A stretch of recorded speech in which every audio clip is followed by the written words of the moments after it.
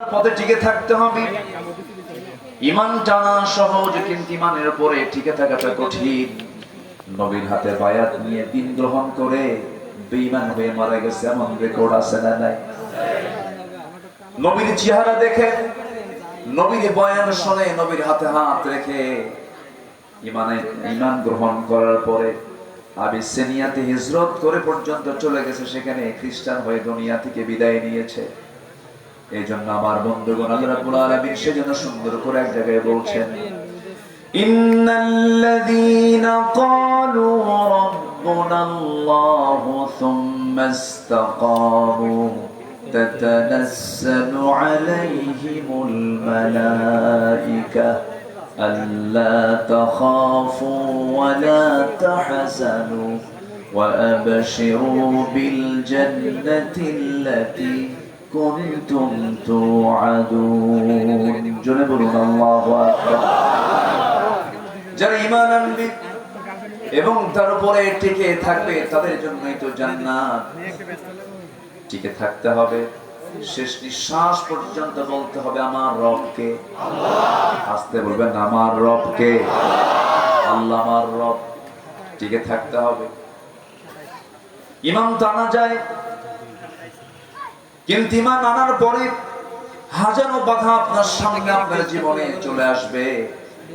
হাজারো ঝামেলা আসুক না কেন, মহা মুসিবত আসুক না কেন, সেই সময় প্রকৃত যারা ঈমানদার তাদের জবান থেকে বের হবে কি, আল্লাযীনা ইযা আসাবাতুহুম মুসিবাতুন ক্বালু ইন্না লিল্লাহি ওয়া ইন্না ইলাইহি রাজিউন। জোরে বলুন আল্লাহু আকবার। যখন কোনো বিপদ আসবে ভাবতে হবে আল্লাহর সাহায্য, আল্লাহ পাক আমার প্রতি সাহায্য নাজিল করবেন। আশাদ্দুন নাসি বালাউল আম্বিয়া সুম্মাল আমসাল ফাল আমসাল।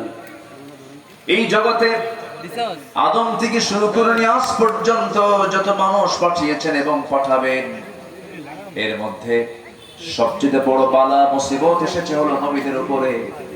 এবং তারপরে যত বালা মুসিবত আসছে আমার আল্লাহর যারা পছন্দের বান্দা তাদের উপরে। তাহলে বালা মুসিবত বিপদ আল্লাহ পাক দেন কি খারাপ ব্যক্তির উপরে বেশি না ভালো বান্দার উপরে বেশি? ভালো বান্দার উপরে বেশি। বিপদ আসবে, মুসিবত আসবে, কিন্তু চ্যালেঞ্জ ধরে রাখতে হবে হলো ঈমানের। ঈমান যেন আমার ছুটে না যায়। ঈমান চলে গেল তো সব চলে গেল।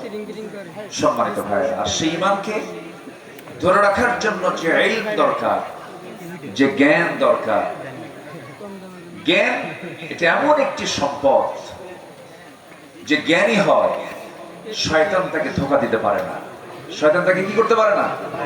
ধোঁকা দিতে পারে না। শয়তান মূর্খের কাছে গিয়ে যত আরাম পায়, জ্ঞানীর কাছে গিয়ে সেই মজাটা পায় না। এজন্য আল্লাহ তাআলার প্রথম হুকুম কি বলেন তো?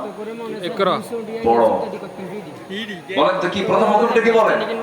পড়ো। ইকরা, পড়ো। কার নামে? আস্তে বলবেন না, কার নামে? আল্লাহর নামে পড়ো। আমার দেশে পড়াশোনা যে হচ্ছে না তা না, হচ্ছে।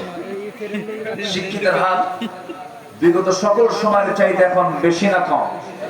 বেশি। আমার দেশে এখন শিক্ষিতের হার অনেক।